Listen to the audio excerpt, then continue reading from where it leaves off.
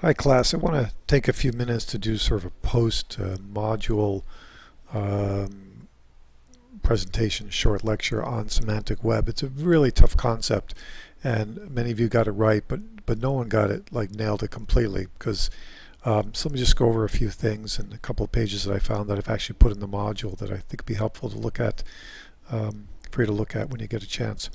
So the examples I found using search actually was examples of semantic web, and it's what I typed in, and gave me some images which are interesting because they show that semantic web is about the relationship of many things, many to one, one to many. This almost looks like a database entity relationship diagram, which is about relationships of things that are using a key component. But let me go back to the text page, and the first one that comes actually I found to be really good. W3C, which is the World Wide Web sort of consortium that comes up with the standards for the web and so forth, has a great FAQ about semantic web, what it is, other definitions, the building blocks, is there a killer app for it. The key thing to take away from this as you read this is the semantic web is not just about search. Search can take advantage of it, but it's really about a collection of data that's put together through common relationships in order to paint a picture of a meaning of a thing that takes sources, comes from multiple sources that were otherwise unrelated. So take a look at this page. Another page I found was from this site, 3KBO, which really has a great page here. I also put the link in the module about building semantic web and linked data applications. So the key thing to remember about semantic web is that the tough thing about it, it's not really a thing. It's not something you can point to and say that's semantic web. It's more of a concept. It's a set of standards, sort of protocols and approach that when employed produce results, applications that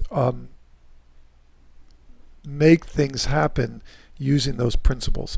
So you can go through these list of things. So on this list, you can browse through linked data applications, which is actually kind of interesting because you're just looking at the names, you can see that there's a variety of functions and things that it can support there. But more informative, I think, is to look at these semantic web case studies and use cases. Because you just look at these titles and read just the abstracts, you can see the wide variety of things that semantic web can be used for. And you really notice that most of them aren't about search. You know, composing safer drug regimens. An application of semantic matchmaking for e-tourism in the city of Zaragoza. Enhance integration of corporate social software using semantic web.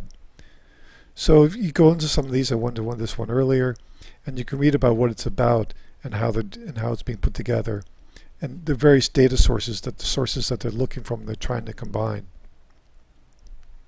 And here's sort of a relationship diagram showing the various sources and how they're being combined to create a class of data.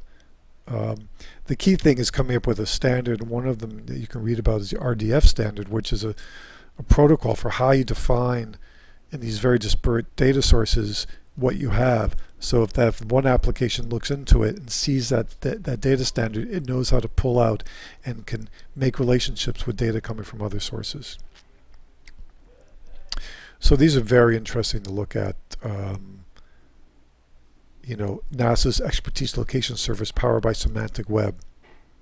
So there's a lot of applications and techniques and approaches and data discovery being using the semantic web concept. Okay, and search can take advantage of that, because once you make these relationships about things, the meaning of things, using different data sources, you basically create a page or a website that has all this data, it's presenting it. And then search engines can go and then index that. So the result is getting a page with much more extensive and expansive collection of information. But a lot of semantic web is really about how do you collect data that's disparate and put together to become meaningful? And one idea I had would be, being a sort of a skier, is that you create an app for a phone which is about skiing, and you pick a town which they're skiing, and or area or location, and it shows you all the ski hills within the app, not going to the separate web pages for all these ski locations. It shows you snow conditions at the various. It'll tell you maybe automatically which ski place has the best skiing, the best ski conditions, who has the best deals on lift tickets, who has the most happy hours, who has the best rentals, what are the rate of the rentals. Perhaps you can tell you the lift lines, so you come into like a resort area, like Killington, let's say, and it says this lift has the shortest lift lines.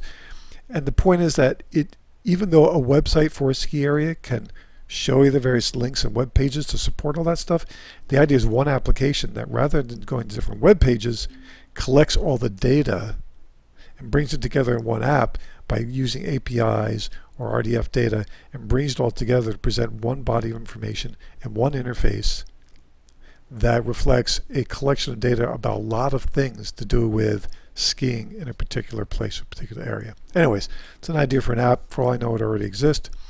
The issue with that semantic web is getting each of these entities, the restaurants in a town, the ski areas in a town, the ski rental shops in a town, all to decide to make their data available, or bits of it or pieces of it, in a standard way such that a semantic web application can look and call it out and pull it out in to create a coherent statement about what they're presenting. So anyways, that's my quick little lecture on semantic web.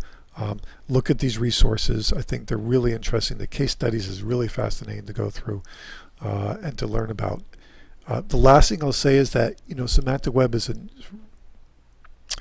it's not something you're going to encounter every day in social media or analytics, but it's really good to know it's out there, because if you're in a situation where you work with a client or some engagement, and someone brings up the issue, it'd be really great to get the data from this source and combine it with the data from that source in order to create a new meaning or a new picture of a concept. That's semantic web, and if you read about it and learn about it, you can actually be able to contribute to understand what they're talking and what they're doing. So that's it. Thanks a lot for listening, and I hope you enjoyed this little bit of me going on and on about semantic web. Take care.